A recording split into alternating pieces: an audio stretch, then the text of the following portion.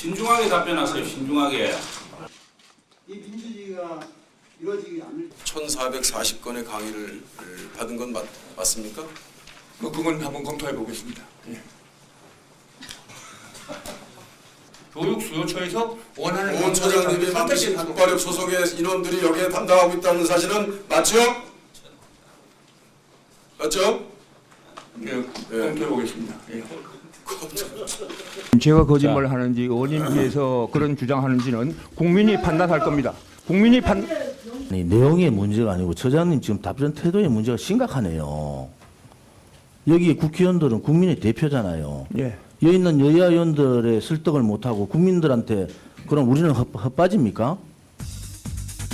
지난 1998년 15대 국회부터 국정감사를 모니터하는 국정감사 NGO 모니터단입니다. 270여 개 단체와 자원봉사자들은 이번 국감을 어떻게 평가하고 있을까? 감사하는 의원의 태도도 피감기관의 모습도 모두 문제라고 지적했습니다. 모니터단은 이번 국감에 C학점을 줬습니다.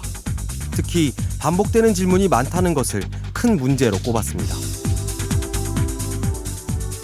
국감 때마다 재탕, 삼탕 얘기가 해마다 거듭되고 있어서 그 부분에 대해서 조사를 해봤어요. 18대 국회 2번 이상 질의가 되고 19대까지도 이어져 오는 것을 보니까 561개나 전체 상임위에서 발견이 되었거든요.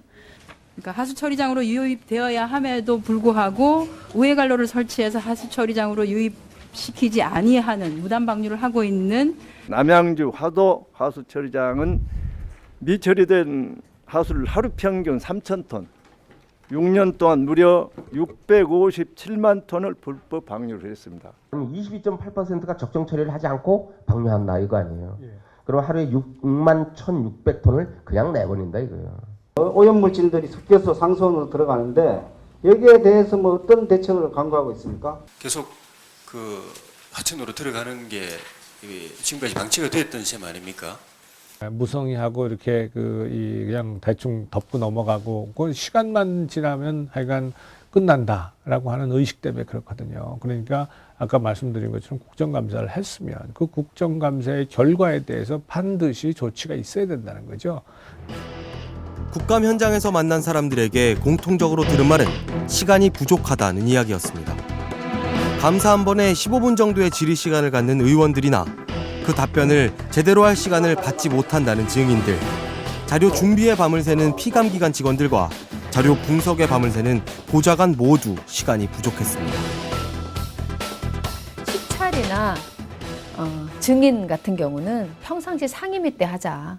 상임위 때 시찰도 가서 문제점도 살피고 현장 감사, 그리고 증인도 평상시에 불러봐서 다 물어보고 난 다음에 그 결과물을 가지고 국정감사를 하자라는 거거든요. 그냥 국정감사라는 게 따로 필요가 없는 거죠. 상시 국감이 된다면 굳이 국감이라는 말을 붙일 필요가 없는 거예요. 1년 내내 그냥 국회가 국회 권능으로서 행정부를 감시, 견제, 비판하는 거거든요. 하지만 그저 상시 국감을 하기엔 문제가 많다는 의견도 있습니다.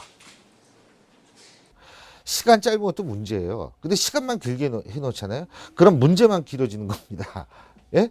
그래서 상설국감 얘기하잖아요. 저는 그래요. 지금 상태로 상설국감을 하면 문제의 상시화가 된다는 거예요. 예? 그럼 뭐냐면 행정부는 그저 그냥 모든 손을 놓을 수밖에 없어요.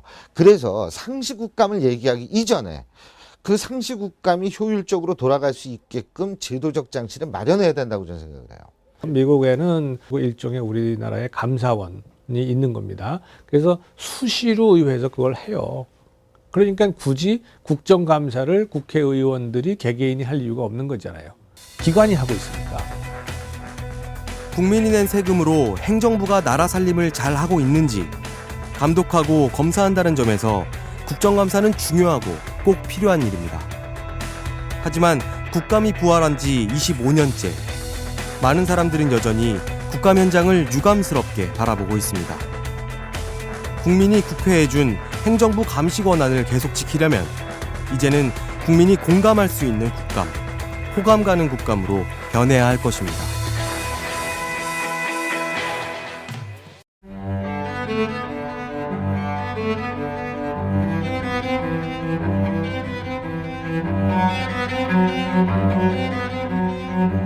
Thank you.